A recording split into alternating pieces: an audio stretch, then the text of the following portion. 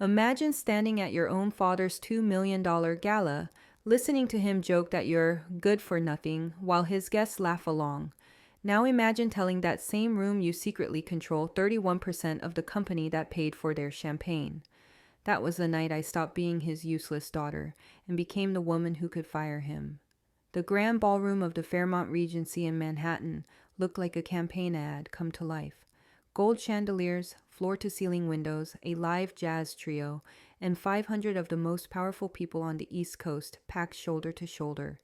On the giant screen at the front, a montage looped of my father shaking hands with presidents, standing at podiums, smiling in war rooms full of maps and polling numbers.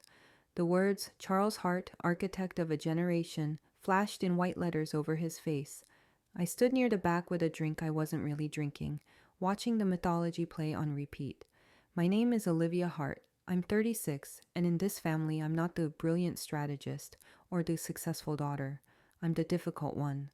The Hart name is stapled to a political consulting and media empire called Hart and Rowe Strategies, a firm worth close to $2 billion, the kind of place where senators, governors, and billionaires come when they want power shaped, sold, or salvaged. My father is the public face, the kingmaker. My stepbrother Landon is the heir apparent. And me? I'm the one they all describe with a shrug and a tight smile. She's good with data, but she doesn't really get people. Tonight was supposed to be my father's coronation, and retirement rolled into one. Officially, it was a legacy gala, a chance to celebrate his transition from CEO to chairman and to introduce Landon as the future. Unofficially, it was a victory lap he'd been planning since I was in high school.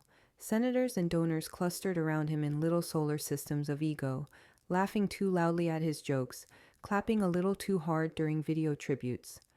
Elise, my stepmother, floated at his side in a silver gown and diamonds, kissing cheeks, curating the room, occasionally placing a hand on Landon's arm as if to remind everyone he existed.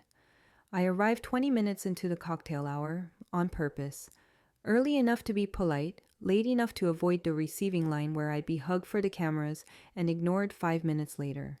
When I handed my invitation to the attendant, she double-checked the list, then gave me a wary smile like she was surprised I was actually on it. I stepped into the ballroom and felt the temperature change, not in the air, but in the way people's eyes slid over me, paused, then moved on. I heard my name first as a whisper near the bar. "That's Olivia," a woman said. "The older one. The tech girl." Another voice replied, "Charles says she's brilliant, but cold. No people skills. Everything is just spreadsheets to her." Someone else chimed in, "Thank God he has Landon. The firm needs someone who understands relationships." They didn't lower their voices because in their minds I was a concept, not a person in earshot. It wasn't new. I'd heard different versions of those lines my entire life, usually right after wiring money to cover some temporary cash flow issue. I saw my father before he saw me. He was standing under a spotlight, one hand on a senator's shoulder, laughing as a donor told a story that he'd probably heard a dozen times. Landon stood just behind him, perfectly styled in a tux that had clearly been tailored to say, "I belong here." Elise scanned the room the way only someone who has rebuilt herself can, cataloging potential allies and threats. When her gaze landed on me, her smile froze for half a second. Then she leaned into my father and murmured something in his ear. His jaw tightened. He glanced in my direction, met my eyes for a beat, and then deliberately turned his back to me, angling himself toward a camera. Elise lifted her hand and signaled to security. The chief, a man I'd known since I was a teenager, hesitated when he realized who she was pointing at. She raised her voice just enough to cut through the music. "She was not invited as family," she said. "This is a private event. Please remove her. She's making people uncomfortable." Conversations around us thinned into a low hum.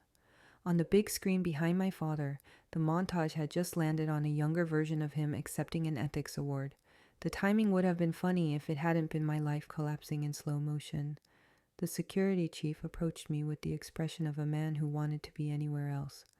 "Miss Hart," he said quietly, "I'm going to have to ask you to come with me." For a second, the old reflex burned in my chest. To explain, to minimize, to protect my father from embarrassment, to carry the weight of keeping the peace. Then I remembered every late-night transfer, every time he let Elise call me ungrateful, every family dinner where he praised Landon's charm and dismissed my work as back office. I looked past the security chief, straight at my father's shoulders, rigid, and turned away. If he had looked up, if he had met my eyes and shaken his head at Elise, this might be a different story. He didn't. I felt something in me go very still. I straightened my spine and let my voice carry just enough to be heard by the nearest tables. "Of course," I said. "I'd never stay where I'm not wanted." I let the security chief step closer, then added, still looking at my father's back, "Enjoy the party, Dad. It's going to make a really interesting before picture." There was a ripple of nervous laughter, quickly smothered. Elise went pale. My father's hand tightened around his glass, but he didn't turn around. As I was escorted through the ballroom, I could feel every pair of eyes tracking me. The donors who'd been introduced to me as Olivia, she works in some tech thing. The senators whose campaigns I'd quietly helped rescue from bad polling. The staffers who knew my name only from invoices and internal memos. Humiliation flushed hot under my skin, but underneath it, something colder and far more dangerous clicked into place. Because what no one in that room knew was that their very public attempt to erase me had just triggered a clause my father signed 10 years ago and never bothered to read. And by the time he remembered it existed, I'd already decided exactly how I was going to use it against him. For 15 years, my family introduced me as basically an overpaid intern, while I quietly bought pieces of their company from under them. Every time my father put a hand on Landon's shoulder and joked that I was the one who crunches numbers in some dark room, I smiled, nodded, and mentally logged another reason to keep my mouth shut about what those numbers were really buying me. To understand why that clause in the gala mattered, you have to understand the world it was written to protect me from. Hart and Rowe Strategies, a $1.9 billion political consulting and media machine that has its fingerprints on every major election you have watched for the last 30 years. On paper, my father, Charles Hart, is the architect of modern campaigns. That is not just a flattering headline. It is the brand he lives for. He loves cameras the way some people love oxygen. He is the man on Sunday talk shows, the guest columnist dissecting voter trends, the name whispered in green rooms when a candidate's numbers start to fall. In public, he is calm, charming, almost professorial. In private, he is a storm system that everyone in our family has learned to navigate around. He believes completely in two things, his own genius and the myth that charisma beats competence every time. It is why he fell in love with Landon at first sight, and why he never quite knew what to do with me. The family narrative has always been clean and cruel. Landon is the natural, the one who just gets people, the future face of Hart and Rowe. I am good with computers, an asset but not a leader. Better behind the scenes where I cannot confuse the message by making people uncomfortable. They told that story at every dinner party, every holiday, even to strangers at airports. My father would clap me on the back and say, "Olivia keeps the graphs straight." Then turn to a donor and add, "But this one," gesturing at Landon, "this one has the real instincts." I had degrees he could not pronounce and skills that made or broke campaigns, but inside the Hart mythology, I was a supporting character. The irony is that outside of this family bubble, my career worked exactly the way I had hoped. I started as a junior analyst at a top data firm, the kind of place that builds models politicians pretend they do not use. Within 5 years, I was leading teams, designing targeting tools that actually predicted behavior instead of just slicing demographics. At 30, I walked away from a safe partnership track to co-found my own analytics company. We built software that turned messy, real-world data into something campaigns, nonprofits, and even media companies could act on. It was not glamorous, but it was effective, and in that world, effectiveness pays. Contracts got bigger, clients got more serious, and capital started calling us instead of the other way around. My business partner, Maya, was the first person to look at my family situation like a balance sheet instead of a tragedy. She grew up in a family that weaponized generosity too, so when I told her about the loans that had become permanent and the way my father talked about me in public, she did not tell me to forgive. She told me to own. She was the one who introduced me to the idea of shells, of never letting your full hand show at the table. If you cannot get a seat because they will not pull out a chair, she said, buy the damn table legs one by one and wait. The first time I bought Hart and Rowe stock, it was almost impulsive. A minor shareholder needed out fast after a divorce, and their broker approached our firm about a quiet block sale. Through a small holding company Maya and I had set up for miscellaneous investments, I bought it. 2%. It felt like nothing and everything at once. Then came an elderly board member's estate, a disillusioned former partner, a hedge fund unwinding positions after a bad quarter. Each time we used a different entity, an LLC here, a trust there, all fully legal, all under disclosure thresholds that would have triggered alarms in my father's office. Meridian Insight Partners, Northbridge Data Holdings, East River Analytics.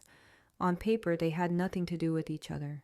In reality, I signed every controlling document. With each acquisition, something inside me shifted. The resentment and grief that had sat like a stone in my chest started to feel less like dead weight and more like fuel.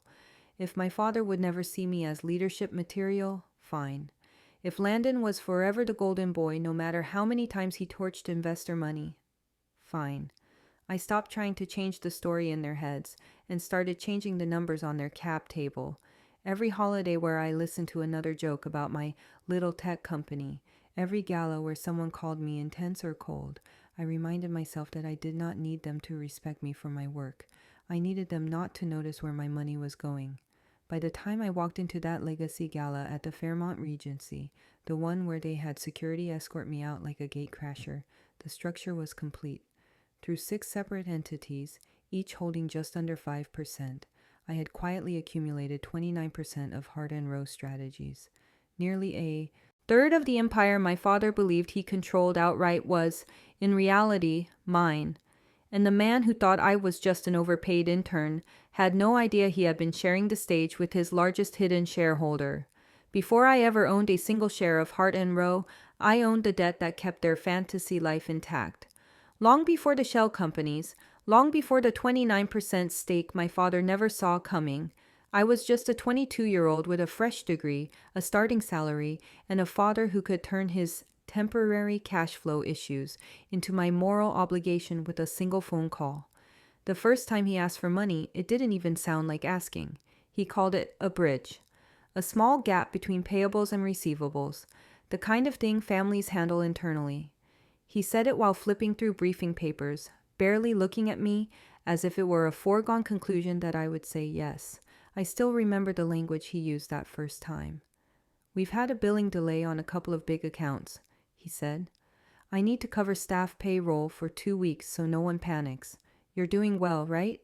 It would mean a lot if you could help. It's what your grandfather would have wanted, keeping the firm steady. It was just under $100,000, which at that point felt like a skyscraper of money stacked on top of my little analyst paycheck. I liquidated some stock options, wired it to the family account, and told myself I was lucky I could help. When the next pay cycle came and went without disaster, he thanked me in passing at dinner, then made a joke about how I was finally putting those spreadsheets to use in the real world. The next ask didn't come from him directly. It came from Elise. I was 24, exhausted from a 90-hour week, when she called me in tears about a rental in the Hamptons they were locked into for the summer. Your father is under so much stress, she said, her voice thick. The firm had a bad quarter, and if we default on this, it will be humiliating. A good daughter wouldn't make him worry about money right now. I wired $250,000 the next morning. She sent a photo a week later of herself on the back deck, glass of rosé in hand, caption, "Finally letting your father relax." It started to blur after that. There was the one-time contribution to cover a campaign overrun when a gubernatorial race went sideways. There was a staff bonus pool my father couldn't in good conscience cut because loyalty mattered. Then the numbers started to get obscene. Landon's first stint in rehab, which my father insisted on handling quietly with private treatment out of state. His second stint, his third. Each one somehow ending up partially or fully paid from my personal accounts because my father's were too entangled with the firm at the moment. When Landon decided he was an entrepreneur, it was my turn to play angel investor against my will. Elise called to tell me how excited my father was that The boys were finally talking about business together, how crucial it was to show faith in his first startup. The deck was half-baked, the model sloppy, the team non-existent, but after 2 hours of emotional pressure and a pointed reminder that my trust fund had been so generously managed by my father, I wired the seed money. The venture failed in 18 months. The luxury apartment tied to its image did not. I paid that lease for 2 more years. Elise's needs came wrapped in guilt and silk. Charity galas that couldn't happen without last-minute injections of cash. Couture gowns that were investments in the Heart brand. PR campaigns to rehab her own image after some society scandal. Each time the story was the same. Your father is under pressure, the firm is stretched, you're doing well. This is what family does. None of it came from dividends, trust distributions, or some mythical family pile of savings. Every wire transfer came from salaries and bonuses I had earned grinding in rooms none of them would ever step into. At some point, I started keeping records. Not because I planned to weaponize them, not at first. I did it because I needed proof I wasn't imagining the scale of what I was giving.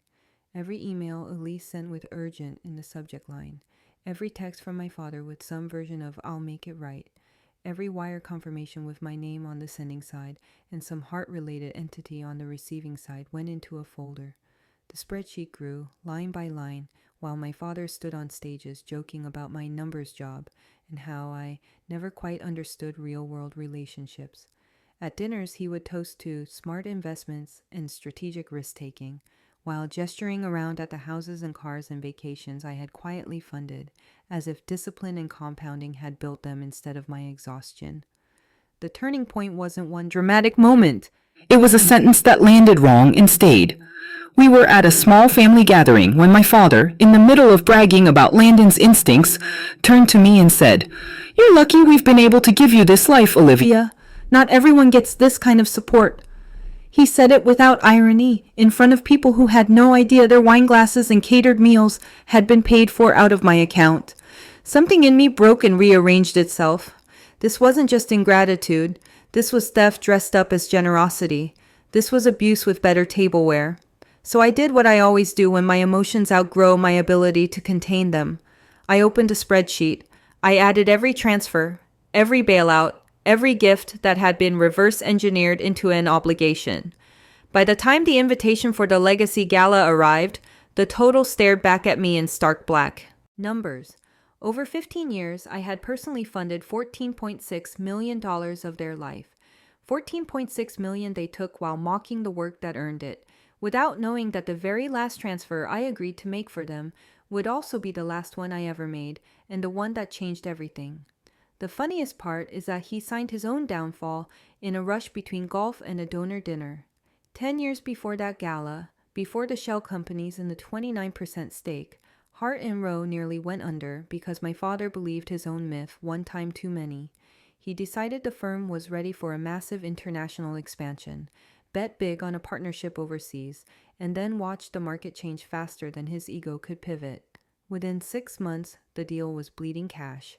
Within a year, the firm was staring down a liquidity crisis so severe our architect of a generation was on the verge of defaulting on debt he had personally guaranteed. I was 26 and working at a major bank, buried in spreadsheets that tracked the very kind of risk my father loved to ignore. He hadn't called me in months, but suddenly my phone lit up with his name. He did not open with "How are you?" He opened with numbers. "We need 30 million within 48 hours, he said, "or I have to start selling off pieces of the firm to vultures who don't understand our work." Then he said the line that had always worked on me. "You're the only one I can trust to help me fix this." This time, something in me stalled instead of immediately folding. I knew how much I had already wired over the years. I knew what it had cost me in sleep, in stress, in postponed plans. So I did something I had never done before with him. I said yes with conditions. "I can help," I told him, "but it has to be structured as capital, not charity, and there will be paperwork." There was a long silence on the other end of the line, like he was weighing how badly he needed the money against how much he hated hearing the word paperwork from his daughter. Then he said, tight and clipped, "Fine, send it to my office." I called someone who had never treated me like a child. Marcus, a corporate attorney I'd met through a client, the kind of lawyer who lives in the footnotes of shareholder agreements. I laid everything out for him, the pattern of bailouts, the way decisions were made at Hart and Row, the way my father and Elise talked about me. Marcus didn't flinch. If you're going to inject that kind of capital, he said, you need more than a thank you card. We drafted a revised shareholder agreement, some changes to capital structure, a few additional protections for minority holders, and tucked into the middle, in language dry enough to sedate a senator, a clause he labeled 14.3.11. On the surface, it was a dignity and non-disparagement provision tied to minority shareholder rights. In simple terms, it said this: if any shareholder was publicly humiliated, deliberately excluded, or treated as non-family at a company-related or family company event by controlling shareholders, that mistreated shareholder would immediately gain enhanced rights. Not feelings hurt, not gossip. Documented observable acts, removal by security, explicit statements, on-the-record behavior. The rights it granted were surgical. First, the power to call an emergency shareholders meeting without going through the usual gatekeepers. Second, the right to place leadership changes on the agenda, up to and including removal of the CEO and chair, for a binding vote. Third, when the humiliation came directly from controlling shareholders, it unlocked an option to force a sale of some or all of their shares at a defined discount to market, a penalty baked into the math. It was, in effect, a leash on my father's worst impulses, written in the only language he truly respected, percentage points and control. When we took the agreement to him, he barely pretended to read it. He skimmed the first page, flipped through to the signature line, and made a joke about you legal people and your $10 words. He glanced up at Marcus. Is this standard? Marcus lied smoothly. It's becoming best practice in family-controlled firms. My father rolled his eyes. Fine, if it keeps nosy regulators happy.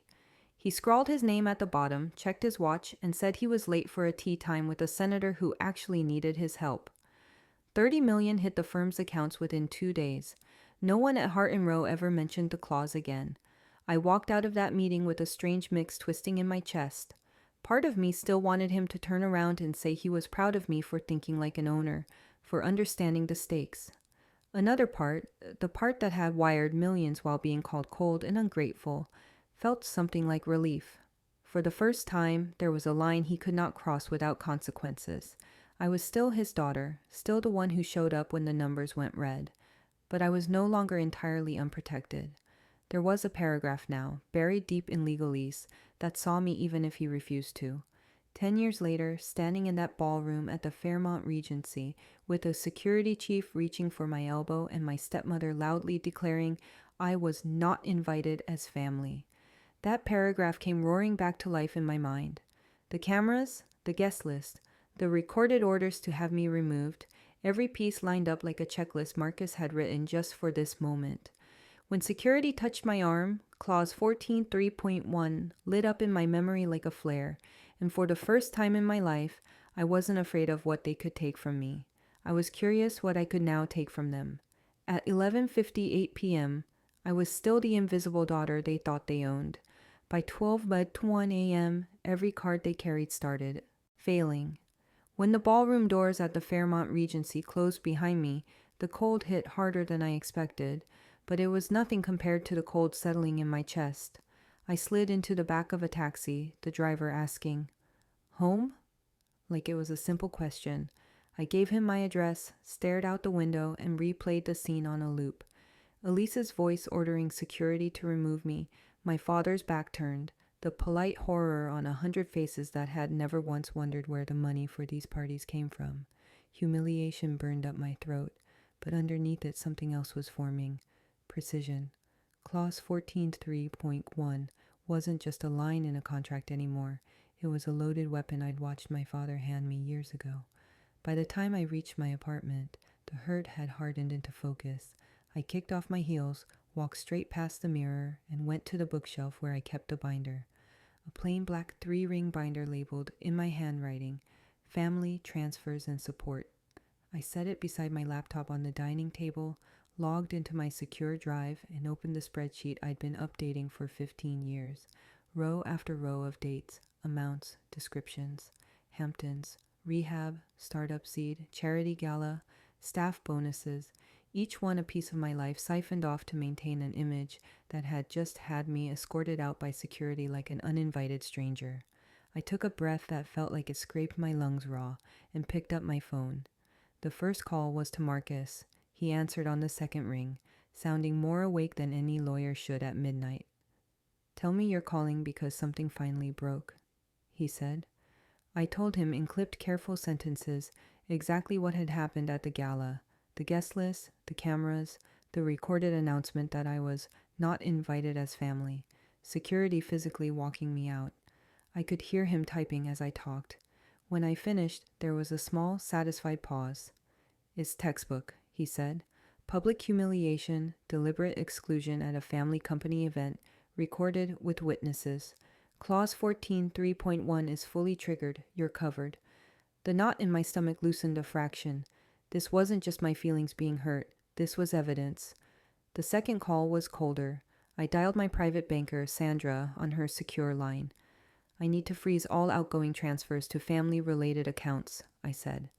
"Everything labeled Hart, Rowe, Family Office, or any entity we've previously tagged." She hesitated. "That's a lot of accounts, Olivia." "I know," I said. "Freeze them all. Cancel every automatic transfer. Revoke every personal guarantee I've signed for their cards.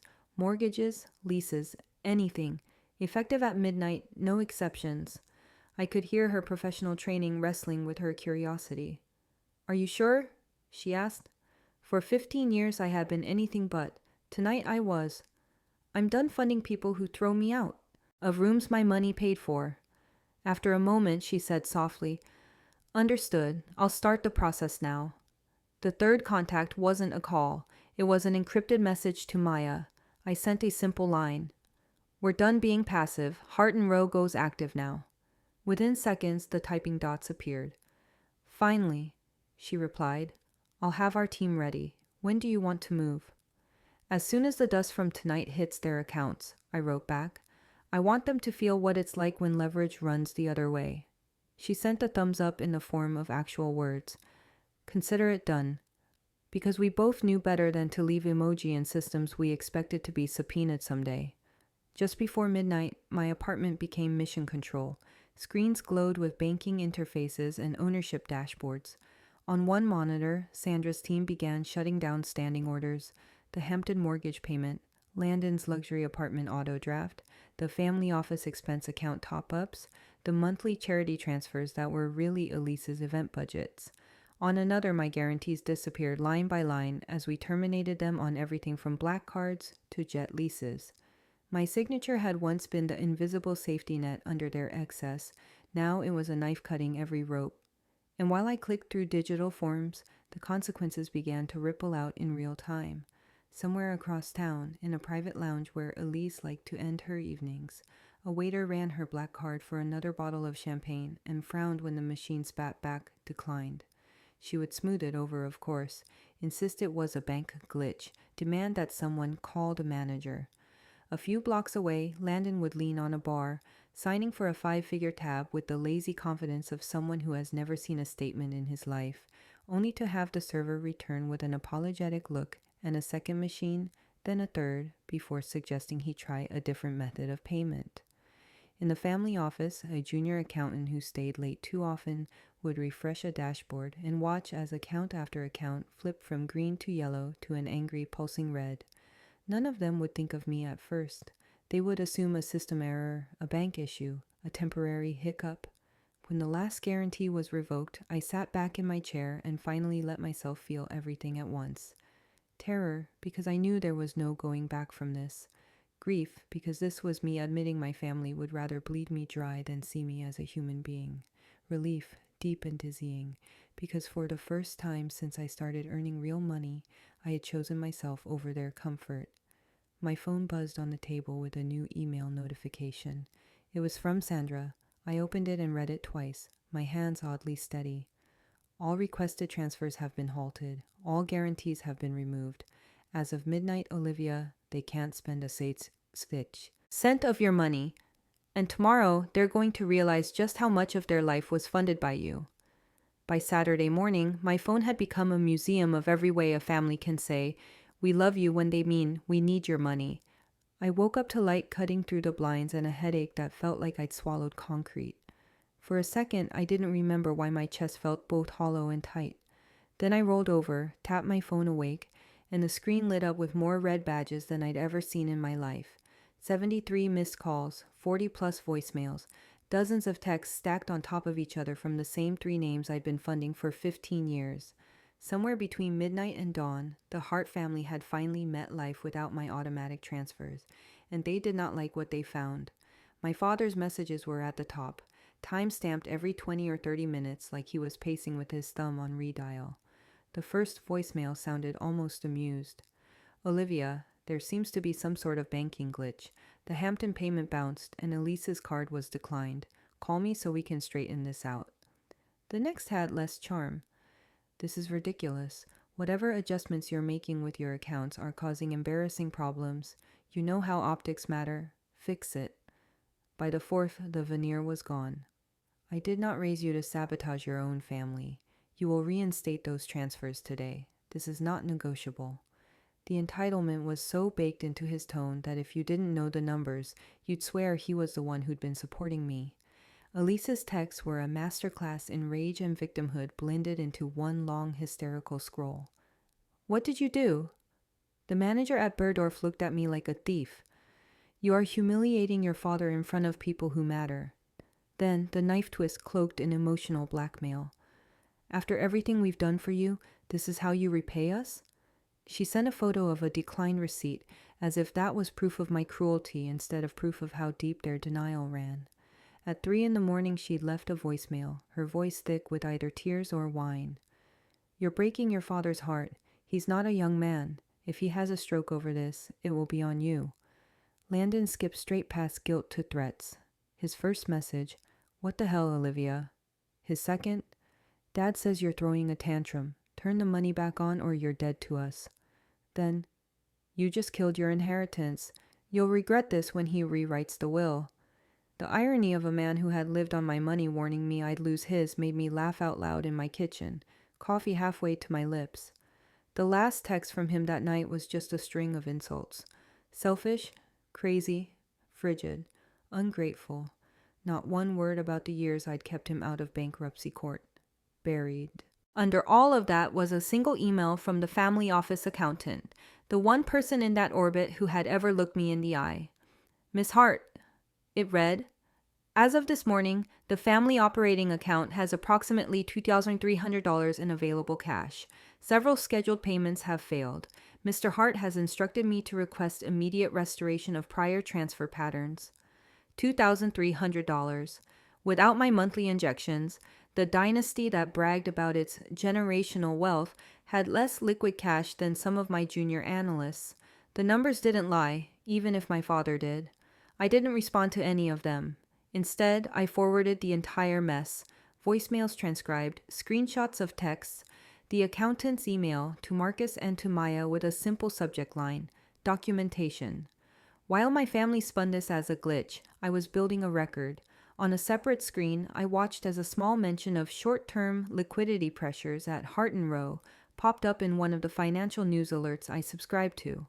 By noon, a blog that tracks political money was speculating about emergency credit facilities and asset sales at unfavorable terms. They didn't know the details yet, but sharks can smell blood in the water long before the body floats.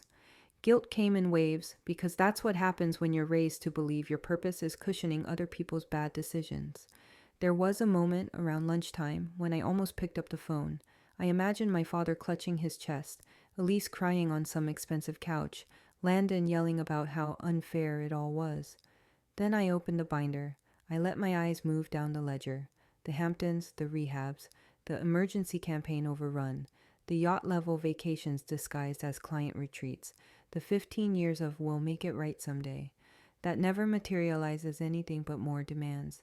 I remembered every time they had mocked my numbers job in front of people while quietly living off the numbers I made work. The guilt didn't disappear, but it stopped feeling like a command and started feeling like residue. By Saturday evening, the pattern of their messages had shifted from outrage to panic to brittle bargaining. My father finally texted, "Let's meet and talk this through like adults. No need to escalate." For a man who had literally escalated to security guards and public humiliation the night before, the sudden interest in calm discussion would have been funny if it hadn't been so predictable. I took a shower, put on clean clothes, and called Marcus instead. I didn't bother with a hello. "Is it enough?" I asked. "The clause, the stake, the documentation, is it enough to move?" On the other end of the line, I could hear him flipping through papers, the faint clack of a keyboard as he pulled up our files. When he spoke, his voice had that steady courtroom certainty that had scared CEOs half my father's age. "With the way they threw you out of that gala, the messages we have, and your 29%, it's more than enough. If you're ready, we can call an emergency shareholders meeting. With your stake and this clause, they can't legally stop you."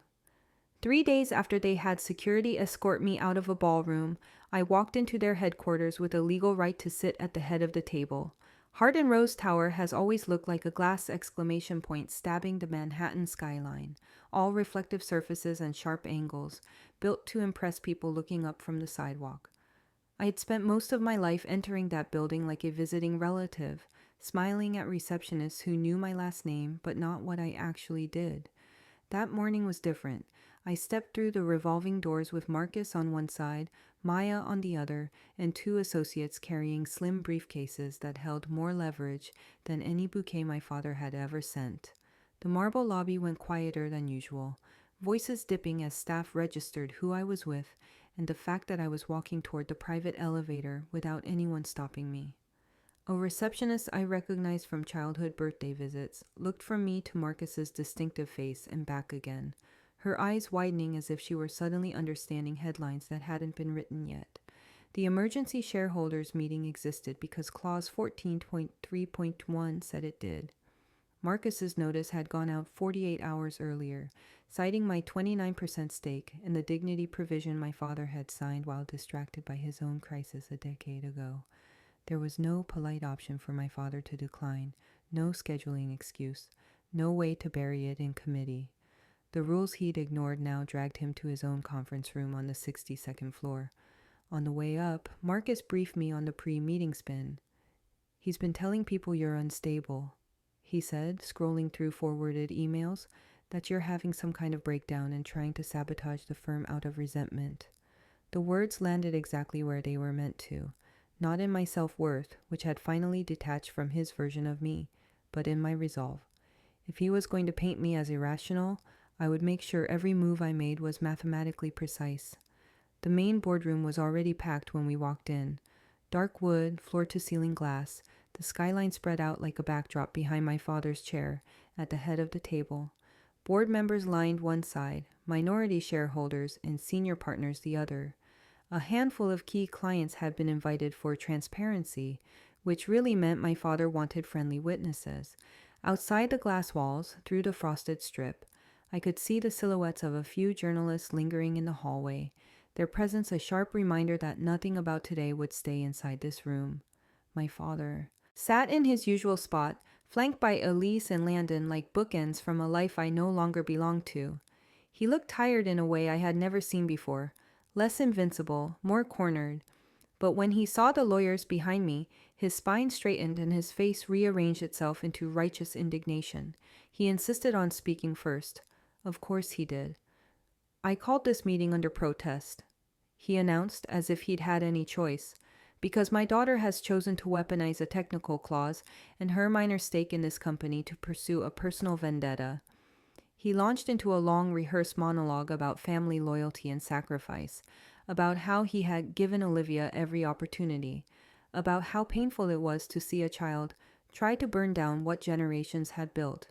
He described me as brilliant but emotionally volatile, someone whose gifts are best used behind the scenes, not in leadership. Several heads around the table bobbed along, people who had only ever known me through the caricature he'd drawn. I let him talk. Interrupting would have turned this into a fight between father and daughter. I needed it to be what it really was, a conversation between a controlling shareholder and the largest minority holder in the room. When he finally ran out of breath, Harrison, the lead independent director, cleared his throat. Ms. Hart requested this meeting under provisions we are contractually bound to honor, he said. She has the floor. My father leaned back, folding his arms like he'd just delivered the winning argument. I stood slowly, feeling every eye land on me, feeling the familiar flicker of old humiliation, and then the steadier rhythm of the numbers underneath. Most of you know me as Charles's daughter, I began, the one who does something with data. There were a few tight smiles, a few uncomfortable shifts in chairs. What you probably don't know is that for the last decade, I've led national data and digital strategy for campaigns and corporations larger than this firm, and for the past 5 years I've co-founded and run an analytics company that manages billions in political and commercial spend. I said it without bragging, just reciting facts my own family had carefully edited out of my introductions. Then I clicked the remote in my hand.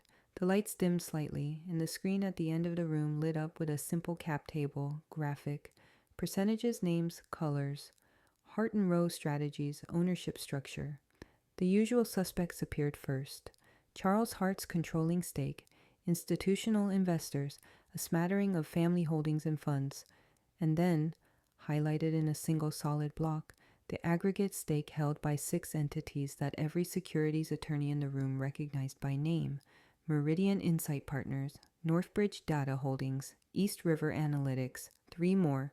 Beneath them, a single line: beneficial owner and voting, Representative Olivia Hart. A murmur rippled through the room, the kind of sound people make at a magic trick they don't understand yet. I watched faces I'd known since childhood, men who used to pat me on the head at holiday parties, women who'd ask me to explain Instagram to them at donor dinners, blink at the screen, then at me, recalibrating in real time. Landon's mouth actually fell open. Elise went stiff, fingers gripping the edge of the table. My father didn't move, but a small pulse jumped in his jaw. As of this quarter, I said, letting the numbers hang behind me, the entities I represent collectively hold 29% of Hart and Rowe. That makes me, by any practical definition, the largest minority shareholder in this firm.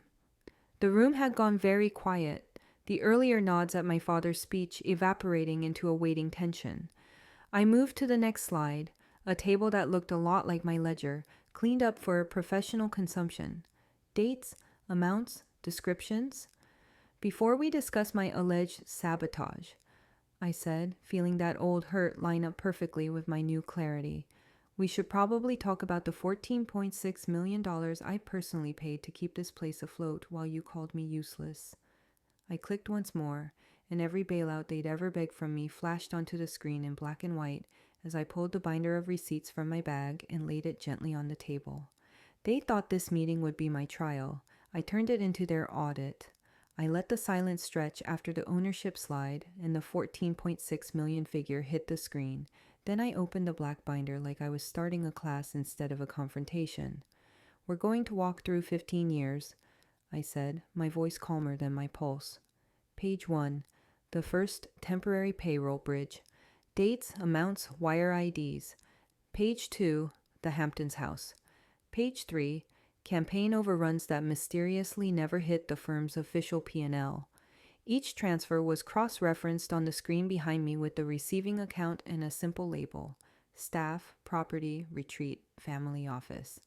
As I spoke, I watched board members' faces shift, from polite interest to something closer to horror, as they realized how much of the family generosity narrative had actually been me plugging holes with my salary. Then I turned to the misuse patterns that had bothered me even before I cut the money off. One slide showed company credit card charges tagged as client entertainment at Casinos Landin had been banned from, complete with timestamps that lined up with his most spectacular benders. Another showed a charity account, Elise's Pride and Joy, where 90% of disbursements over 3 years had gone to vendors tied to her wardrobe, her PR firm, her favorite spa. Side by side with that, executive retreats, coded as strategic offsites. But when I pulled the hotel invoices, there were no conference rooms booked, only suites and golf packages. A low murmur ran around the table. A couple of directors stared down at their own hands as if they could hide inside their palms. "This isn't fair," Elise snapped, her composure cracking. Everything you're showing was approved. You're cherry-picking to make us look bad. My father leaned forward, seizing the lifeline. This is what I meant by emotional volatility, he told the room. Olivia has always had a flair for drama. She's twisting support and complex cash management into some villain story. I didn't look at him. Instead, I clicked to a slide titled Internal Concerns. 5 years ago, I said, your former controller sent me this anonymized memo after being pushed out for not being a team player. I summarized it. Warnings about growing personal expenses on company cards, inconsistencies in charity outflows, fear that raising it formally would cost them their job. A board member who had signed that termination shifted uncomfortably in his seat. Maybe, I said, turning back to my father, if I were just emotional, this would be a family argument, but it isn't because of this. I hit play on the embedded video. The ballroom at the Fairmont flickered onto the screen, sound filling the boardroom. Elise's voice clear and sharp. Security, please remove this uninvited guest. She's making our family uncomfortable.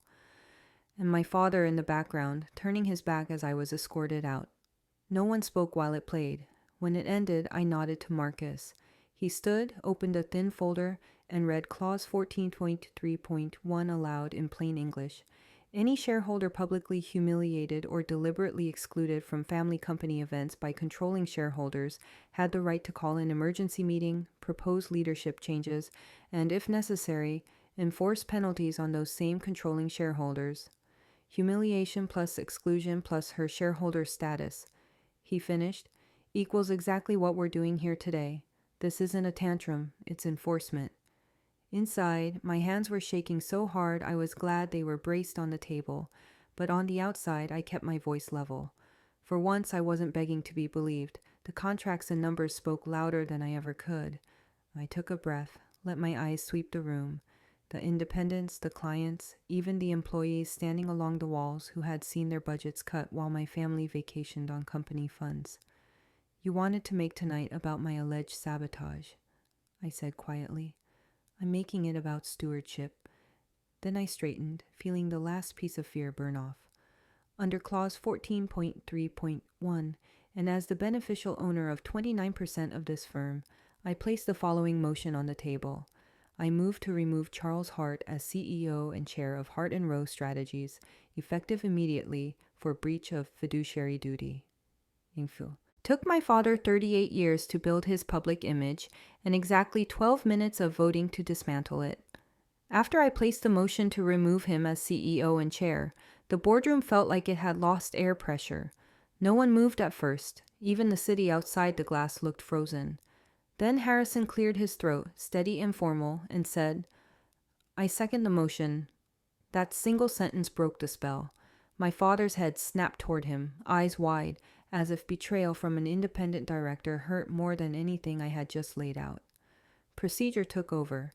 Harrison read the motion again for the record, every word a chisel strike against the pedestal my father had stood on for decades.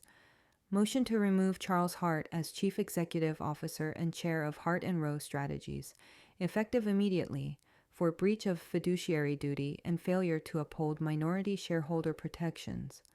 There was a pause long enough for him to object, to defend himself, to present an alternate set of facts. He didn't. He just glared at me with a look that said if he could have voted me out of his bloodline, he would have. The vote wasn't just hands in the air. It was a map of who had been waiting for a chance to say enough. Institutional investors, pension funds, endowments, the quiet giants who care more about stability than ego, had been watching the family circus from a distance for years. Marcus had already briefed their counsel on the clause, my stake, and the risk profile of a succession plan that hinged on Landon. Longtime partners, the ones who'd sat through too many meetings derailed by my father's whims and Landon's impulsive ideas, stared at their printed packets, then at the slide of misuse patterns, and started to shift in their seats. Smaller shareholders, some of them early employees who owed their careers to the company but not to my father personally, looked almost relieved to finally be asked their opinion. We used clickers rather than a show of hands, because this wasn't a popularity contest, it was governance. Still, as Harrison instructed everyone to enter their votes, the room felt like a courtroom waiting on a jury. I watched red and green bars inch across the screen as tallies came in, each percentage point a small judgment. My 29% block landed first, a solid green bar at the bottom labeled Hart Minority Holdings 4. Then an institutional bar flipped from gray to green, adding 12%. Another followed. A family trust abstained. One of my father's oldest allies voted against, jaw clenched, eyes on the table. But his no was a pebble against the tide. When the final numbers locked, there was no room for spin. 68% in favor, 22% against, 10% abstaining. The threshold for removal was 67. Harrison read the result in the same tone he'd used to announce a routine agenda item, but the words shook something fundamental anyway. The motion carries. Effective immediately, Charles Hart is removed as Chief Executive Officer and Chair of Hart & Rose Strategies. My father's shoulders slumped, just slightly, like a marionette whose strings had been cut. Elise reached for his hand. He pulled it back. Landon muttered something under his breath that sounded like a curse, but even he didn't stand up. Power had moved, and everyone could feel it. The follow-up motions came faster, as if once one taboo was broken, the others fell more easily. Margaret, one of the independents, moved to bar Landon from any current or future executive or operational role. Given the documented misuse of company resources, she said carefully, and in light of investor concerns about nepotism, I believe this is necessary. The vote wasn't even close. Elise tried to protest when Sandra motioned to terminate all consulting and expense arrangements tied to her charities and brand work, insisting those were key to the firm's public profile. The slide with her charity's 90% administrative ratio returned to the screen like an answer. Her contracts died in less than 5 minutes. Then the attention turned back to me. "We need a chair," Harrison said, looking down the table instead of at my father's empty seat. "Given her stake, her expertise, and the events leading here, I nominate Olivia Hart for chair of the board." A murmur moved around the room, part awe, part anxiety. Someone suggested I take the CEO role as well, folding all that power into one title the way my father had. The idea made my skin crawl. I hadn't come here to become a kinder version of him. I'd come to make sure no one could ever run this place like a family fiefdom again. "I won't be CEO," I said, before the room could build a fantasy I had no intention of inhabiting. "My strength is strategy and oversight, not day-to-day operations. We need a professional, unconnected CEO whose loyalty is to performance and ethics, not to our last name." Maya had warned me this would be a defining moment, the line between revenge and responsibility. I chose the latter. When the vote came, the board elected me non-executive chair with a strong majority. For the first time in the firm's history, the person at the head of the table wasn't there because of a myth. She was there because the math demanded it. I felt the weight of every eye in the room as I stood in the place my father had occupied for as long as I could remember. The skyline glared back at me through the glass. Same city, different balance of power. "One more thing," I said, my voice steady. "As my first act as chair, I'm commissioning a full forensic audit of all executive expenses, contracts, and related party transactions for the last 10 years. A few executives went pale. Someone's pen clattered to the table. We owe it to our employees, our clients, and our investors to know exactly what has been happening. Here. And when those results come back, we'll make changes based on facts, not on family myths." In that moment, everyone in the room understood. The real reckoning hadn't even started yet. By the next morning, my family drama had turned into a case study on every business channel in America. I woke up to my own face frozen mid-sentence on the muted TV in my bedroom, a lower third banner screaming, "Daughter ousts patriarch in boardroom cope." Another channel called it the Hart and Row Reckoning, complete with a timeline graphic that made my entire childhood look like a prelude to this one week. Clips from the shareholders' meeting played on repeat. My father pounding the table, Elise's expression curdling as the audit slide went up, the moment Harrison announced the vote. Commentators dissected every frame like a playoff replay, arguing whether I was a hero, a traitor, or just the inevitable response to unchecked ego. What none of them expected was the market's reaction. The morning after the vote, when trading opened, Hart and Row's stock dipped for about 15 minutes on sheer shock, then steadied and began climbing. By close, We were up 6%, not because investors love drama, but because governance rating firms had already issued notes praising the separation of family and management, the appointment of a non-executive chair, and the promise of a thorough audit. For the first time, the story about Hart and Rowe that moved money wasn't about my father's genius. It was about the firm finally acting like a grown-up company. Inside the building, the air felt different. People still lowered their voices when I walked down the hall, but some of them smiled in a way I'd never seen before, like they were testing the possibility that they could be honest around me. An anonymous note appeared on my new desk my first day as chair. Thank you for doing what the rest of us were too scared to even say out loud. A senior strategist stopped me outside the elevator and, after checking to make sure no one was within earshot, admitted she had almost quit twice over Landon's behavior and the way complaints vanished once they reached Elisa's inbox. I thought it was just me being difficult, she said. Seeing you up there made me feel less crazy. As the forensic audit team dug in, the rumors started to leak, just like I knew they would. Millions in business development expenses that lined up perfectly with Landon's party circuits, phantom consulting contracts to Friends of Elisa's charities, family travel reclassified as client engagement. Every day there was a new internal memo about something being temporarily suspended pending review. Outside, the legal consequences began to sketch themselves in. Regulatory lawyers requested meetings. One of our lenders asked pointed questions about covenant compliance. By the time the audit's preliminary findings reached the full board, it was clear Landon wasn't just sloppy, he was exposed.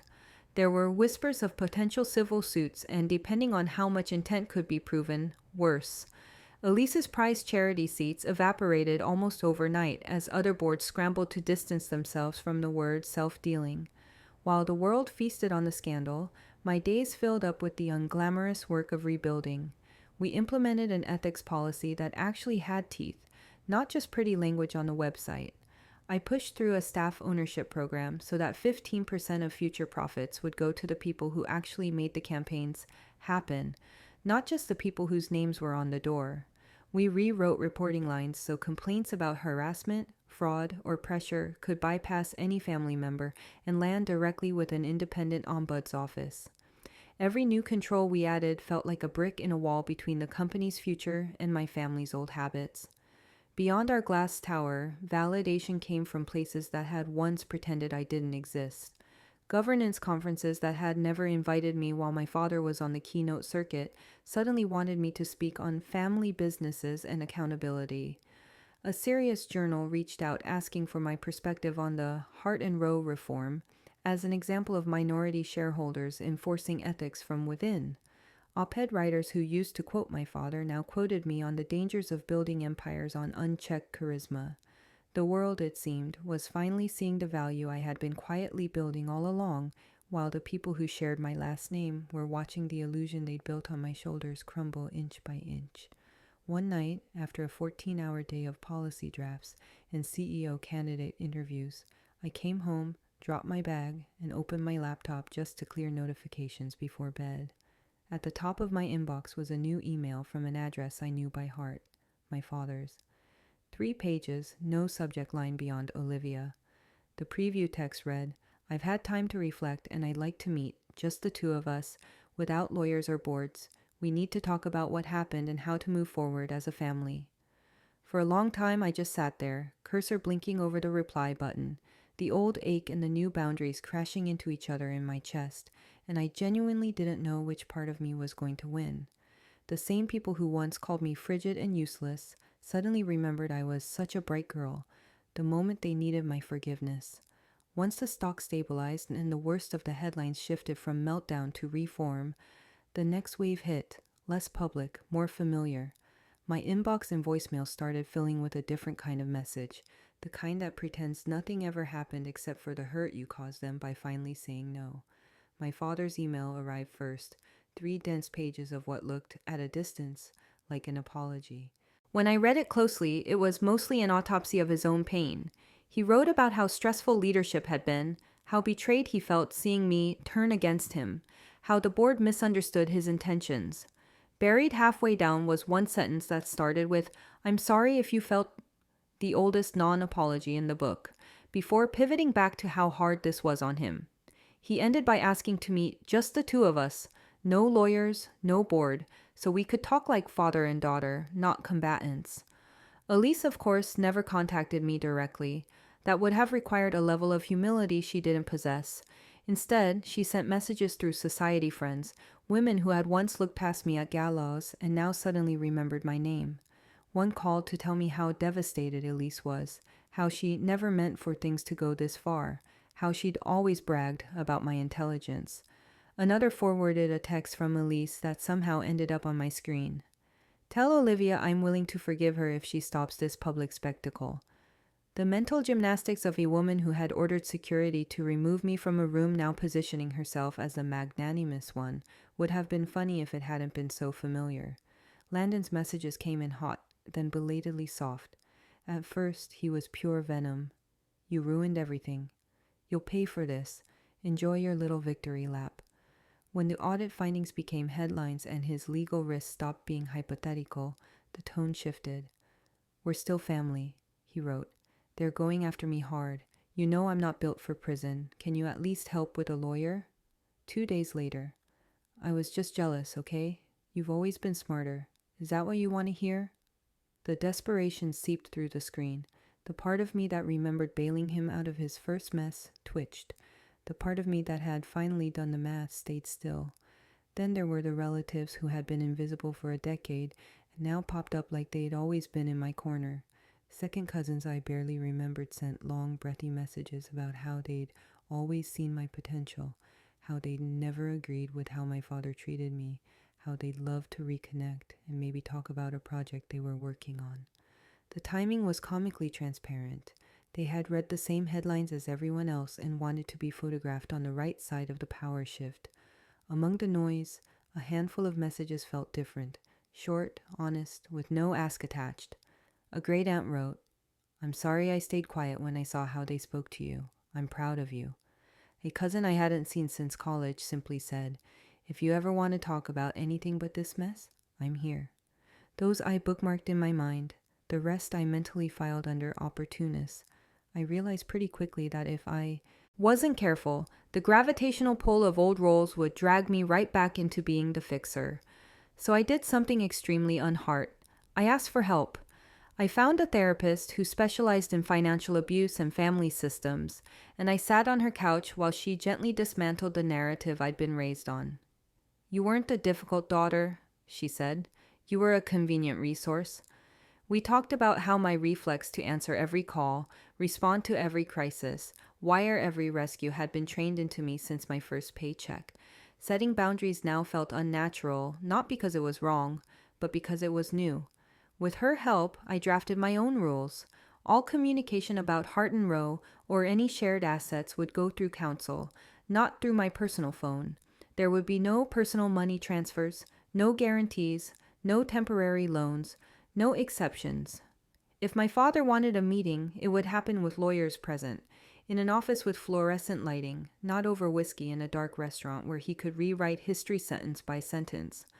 When he showed up unannounced at my building one evening, security called to say he was in the lobby, asking to just talk for 5 minutes.